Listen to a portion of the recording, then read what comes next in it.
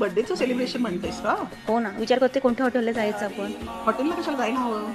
पण करणार आहेस काय तेच सांग. हॉटेलला जाऊन छान त्याच्या आवडीचं काहीतरी खाऊ आणि छान केक कट करू. काय आवडीचं? पावभाजी.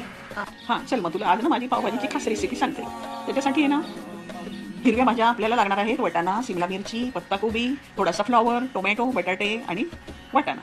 हे सगळं घेऊन स्वच्छ धुवून घ्यायचं आहे. कुकरमध्ये वाटाणा, बटाटा आणि टोमॅटो ठेवायचे 3 वेगवेगळ्या भागामध्ये आणि एक शिट्टी मारून थोडा वेळ मंद गॅसवर कुकर ठेवून अजून 2 शिट्ट्या घ्यायच्या. म्हणजे तिन्हीही छानपैकी चांगलं शिजून जातं.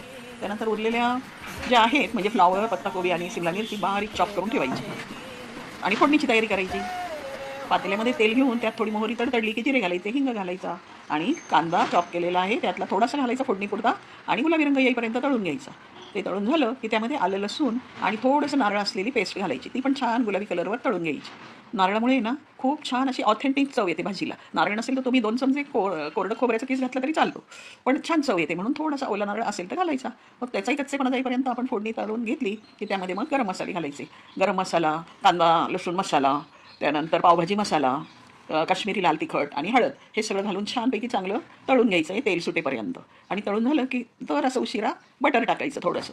त्याच्यामुळे काय होतं, तळण्याची प्रक्रिया तर होऊन जाते आणि बटर पण भाजीसोबत तसंच राहतं आणि तरी येते पण दिसत नाही असं छानपैकी. म्हणून बटर जर असं उशिरा घालायचं. हे सगळं झालं की त्यात चॉप केलेले आपली पत्ताकोबी, फ्लॉवर आणि सिमला मिरची टाकून थोडंसं कोमट पाणी टाकून त्यामध्ये एक वाफ येऊ द्यायची. ती वाफ येते तोपर्यंत आपण काय करायचं, वाटाणे कुकरमधनं काढून मॅश करून घ्यायचे आणि टोमॅटोचे टरकलं काढून त्याची थंड करून प्युरी करायची आणि बटाटे सोलून ठेवायचे.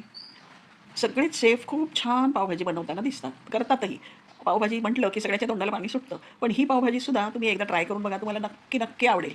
थोडंसं बदल आहे त्यात, पण आवडणार म्हणजे आवडणारच. त्यानंतर त्यामध्ये वाफ येऊन कोमट पाणी वरती ठेवलं की आपण वाटाणा मॅश करून त्यात टाकूया.